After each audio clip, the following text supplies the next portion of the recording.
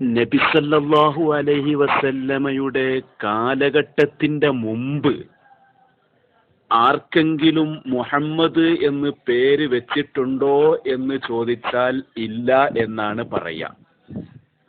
തുഹ്ഫ 1:25 നമുക്ക് ഇങ്ങനെ വായിക്കാം. മുഹമ്മദ് എന്നതിനെ പറ്റി സുമ്മിയ ബിഹി നബിയുനാ സല്ലല്ലാഹു അലൈഹി വസല്ലം, മുഹമ്മദ് എന്നുള്ള പേര് നമ്മുടെ നബിക്ക് ഇട്ട പേരാണ്. മഅ അന്നഹു ലം യുഅലഫ് ഖബല അവാനി ളുഹൂരിഹി, റസൂലുള്ളാഹിന്റെ കാലം, റസൂലുള്ള പുറത്ത് വന്ന ആ കാലത്തിന്റെ മുമ്പ് ഈ പേര് പരിചയത്തിലില്ലാത്ത പേരാണ്. അങ്ങനത്തെ ഒരു പേരാണ് മുഹമ്മദ് നബിക്ക് ഇട്ടത് എന്ന് തുഹ്ഫ 1:25 പറയുന്നു. അവിടെ ഷെർവാനിയിൽ ഇങ്ങനെ കാണാം, വലം യുസമ്മ അഹദുൻ ബി മുഹമ്മദിൻ ഖബലഹു സല്ലല്ലാഹു അലൈഹി വസല്ലം, നബിയുടെ കാലഘട്ടത്തിന്റെ മുമ്പ് ആർക്കും മുഹമ്മദ് എന്ന് പേര് വെക്കപ്പെട്ടിട്ടില്ല.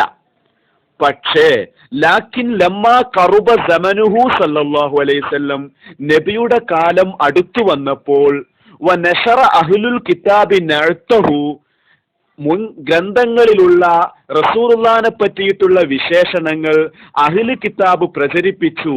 ഇങ്ങനെ ഒരു പ്രവാചകൻ വരുന്നുണ്ട്, ആ പ്രവാചകന്റെ നഅ്ത്ത് ഞങ്ങളെ കിതാബിലുണ്ട്, ആ പ്രവാചകന്റെ പേര് മുഹമ്മദ് എന്നാണ് എന്നൊക്കെ അഹ്ലു കിതാബുകൾ പ്രചരിപ്പിക്കാൻ തുടങ്ങിയപ്പോൾ സമ്മാ ഖൗമുൻ ഔലാദഹും, ഒരു വിഭാഗം ആളുകൾ അവരുടെ മക്കൾക്ക് പേരിട്ടു ബിഹി, മുഹമ്മദ് എന്ന് പേരിട്ട്, റജാഅൻ നുബുവത്തി ലഹും, ആ വിഭാഗത്തിന് നുബുവത്ത് കിട്ടട്ടെ എന്ന് ആഗ്രഹിച്ചിട്ട്.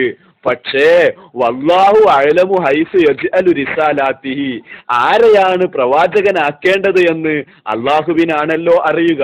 വഹും 15 നഫ്സൻ, അങ്ങനെ 15ഓളം ആളുകൾക്ക് പേര് കിട്ടിയിട്ടുണ്ട്.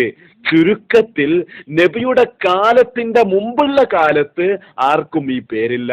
നബിയുടെ കാലം അടുത്തു വന്നപ്പോ അതേ കാലത്ത് മറ്റു ചിലർ പേരിട്ടു എന്നതാണ് വ്യക്തം. പക്ഷേ പേരിന്റെ യഥാർത്ഥ അർഹർ മഹാനായ നബി സല്ലല്ലാഹു അലൈഹി വസല്ലമയാണ്. വല്ലാഹു അഅലം ബിസ്സവാബ്.